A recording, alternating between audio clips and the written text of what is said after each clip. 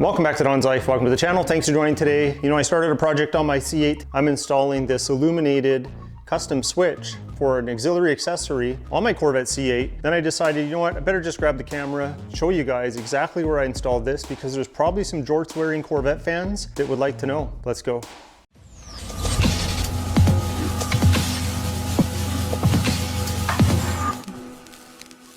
All right, so these are the switches here I chose to work with. They are a illuminated switch available in different illumination colors.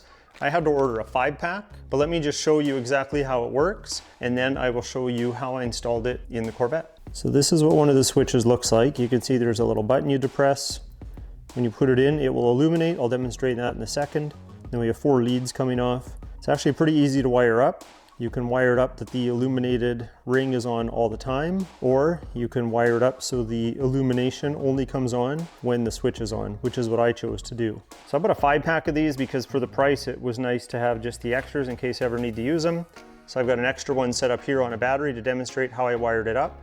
Now notice there's no like instruction card or pamphlet in here. That's because the instructions are usually on the advertisement for the product. So this specific one here, this is how to wire it up to have the illumination ring work only when you turn on the switch itself, which would turn on the device. So here's how I set it up. So we hook up the yellow to the positive source in your vehicle, whether it be constant or switched. In this case, direct to the battery be constant. And then we ground it out. You can ground it to the chassis or you can ground it to the battery. On my Corvette C8, it's grounded out to part of the chassis, so I'll show you that a little later. And then you want to connect the red and the green together and connect them to the positive side of the device you're wanting to control. And then I've just taken this test light to act as the device, and I've grounded it out to the battery as well. So now I have a complete circuit here. The only thing interrupting it right now is the switch in the off position. Now I ordered red switches, so when I push this button, it will illuminate red and the test light should turn on.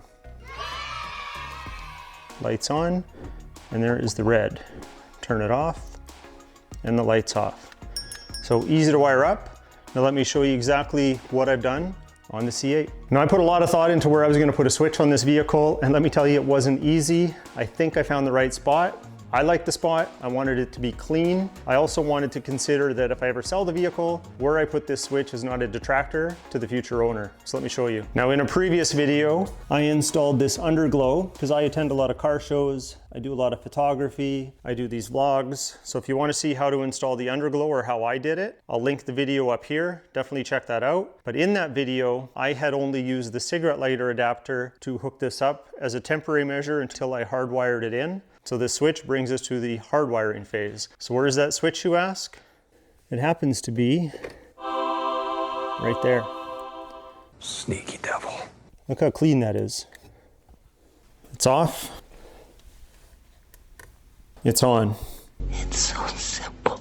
Other than the switch location itself, which does have some room for extra switches, should we choose to add some more for other auxiliary accessories, I'm really happy with the fact that I didn't have to remove the entire console to get this switch install taken care of. So let me show you a little more closely. Now, if you know anything about removing this console here, which would make installing these switches easier if I had the whole console out and I could put it on the bench over there and flip it over and do everything I needed to do. Well, to take that console out requires taking off this panel, taking off some bolts, which allows you to free up this panel. And then you have to take off this side panel. Then there's like 4 or 5 bolts in there.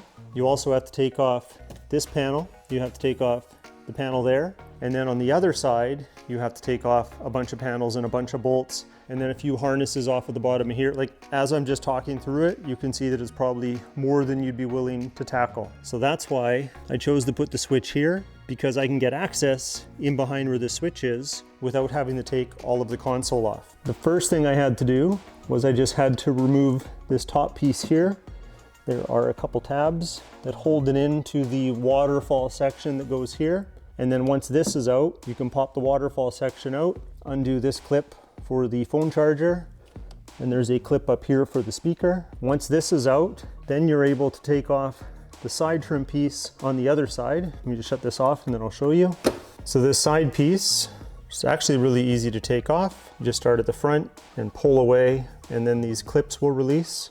And then that will allow you to get access to the panel that goes here, which is held in with one screw down here, and then it pops off. So that one is this guy here. You can see its clips. If I put it back here, you can see where it screws in at the bottom there. So once both of these are off, you can actually get your switch up in here, which is where I put it, to go in the armrest. And then I just extended all the wires, and then I'll show you how I did some of the wiring in a moment.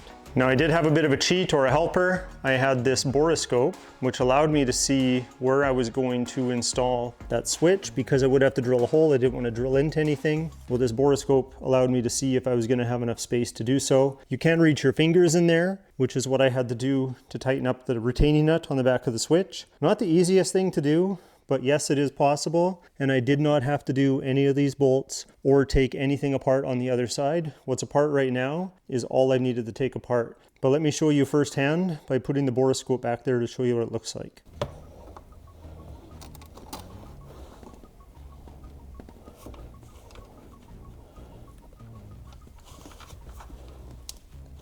So there's a harness here that you can pull down out of the way with your finger, just to make sure it gives you a little more room. There's a bit of a wire harness there. It is hard to see, but there is this switch right there. You can see I have the retaining nut tightened up against it. So there's room, and there's actually quite a bit of room if I wanted to add more switches. The only thing you need to be mindful of is you don't want to drill into this harness that's sitting there. So I was able to leave the borescope sitting in here, and I have a side camera as well. So we'll see if I can switch to that here. Now, if you're careful and you take your time, you can actually drill without any risk of drilling into this wrapped harness that's right there. So let me show you a little trick that I did to make sure the harness was pulled away as far as possible when I was using the drill. So what I used was some flexible wire like this, like chicken wire. And then all I did was I made a little C shape here. I fished it around, pulled onto that harness, something like this, but just imagine it's pulling that harness you can't see with the camera in behind there. And then once it was around that harness, I wanted to kind of pull it out this way so it would be away from the drilling area. And then all I did was tie it around that bolt right there, keep some tension on it. That pulled the wiring harness back, which I'm doing with my finger right now. You can see, you know, it's right there. So that's what I was grabbing onto with this wire. And that gave me quite a bit of room, probably about that much, to do some drilling and get that switch in there. So this actually helped quite a bit. Now these are 12mm switches, so 15/32 of an inch is how big the hole needs to be. But you can go to any of these three all the way up to 1/2 inch and you'll be safe. The switch will still fit in there. So here it is on a 1/2 inch, but there's a little bit of play. Ideally you want it as tight as possible. So mine ended up being somewhere in here. So I just used one of these step bits and I put some tape on there to show where I needed to stop. And that allowed me to get the switch in there, no problemo. Once the switch was in there and I secured the retaining nut on the back, I used just some simple butt connectors. Didn't feel like soldering today. These aren't gonna move, they're not gonna go anywhere, but they are just tucked up nice and neat in behind the existing harness that goes there. And then I grounded to this bolt here. Remember, you have to ground the device and you have to ground the switch. So there's 2 wires going to that ground. Then you can see these red and yellow wires actually come into here.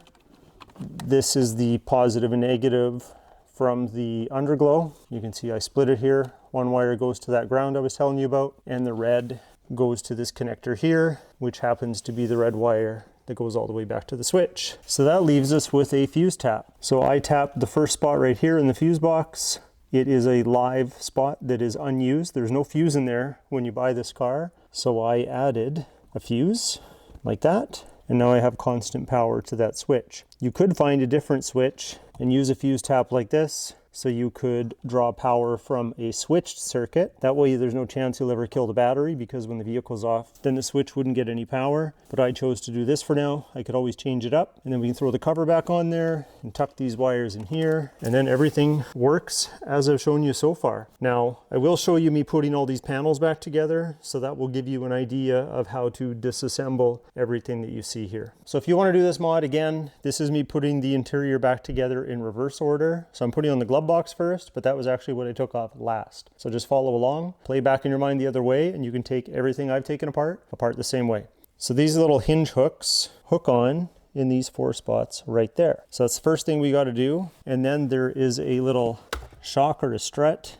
that clips on to the side there. And then these little things on the side. To get this off, you have to push and squeeze them in really, really hard to kind of get them out of where they're jammed into there. Not the easiest, but once you've done it once, you'll figure out how to do it again and again and again. So first we hook those in. So that's on. Now I'm hooking up the strut.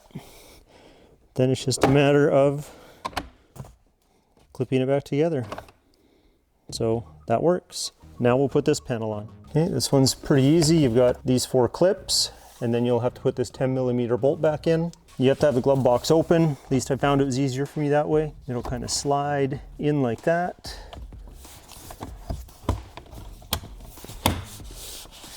So that's in. Now we can close the glove box.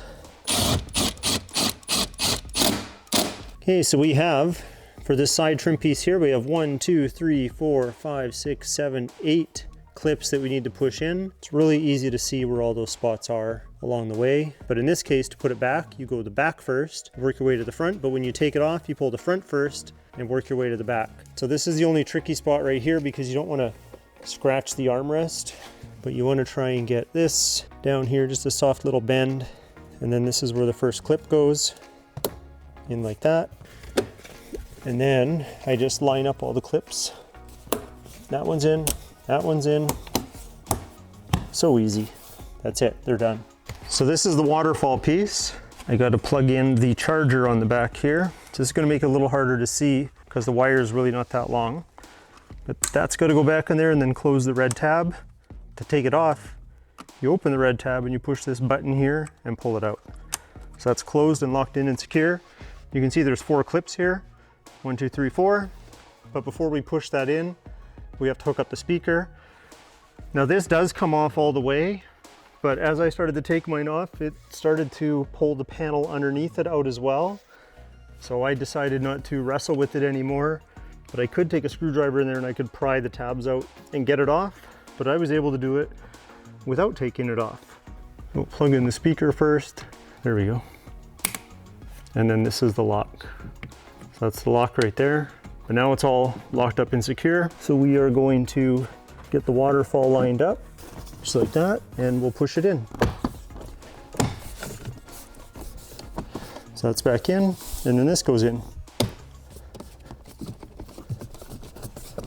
Make sure all this is tight because it was coming loose before.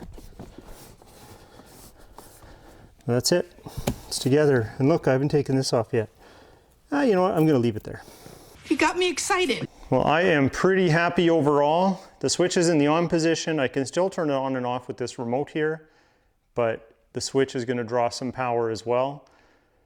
But I do like how the setup works. Got all our different colors. Again, this is a different video. You can check that out if you're interested. There's all sorts of things you can do with it. I'm just going to leave it red for right now, but I am very happy with how that worked out. Let's have a look at it again. Just turn some light on here. But when you get into the vehicle, it's just so easy. It's right here. Where else would you put a switch in here? Not a lot of options. I wouldn't want to cut into any of the leather. I think that is a great spot right there. I don't think when I go to sell the vehicle that anybody will be overly worried about that. Well, there we go. We completed another project here in the Don's Life Garage. I'll leave a link to these switches in the description below. Now, these ones I bought on Amazon.ca in Canada, so I'll try to find the same ones for Amazon.com, probably available. Either way, I'll link something that I think is the same. I'll put it in the video description below. But if you liked today's video and you found it helpful, hit that like button. Please consider subscribing, and we'll talk to you next time.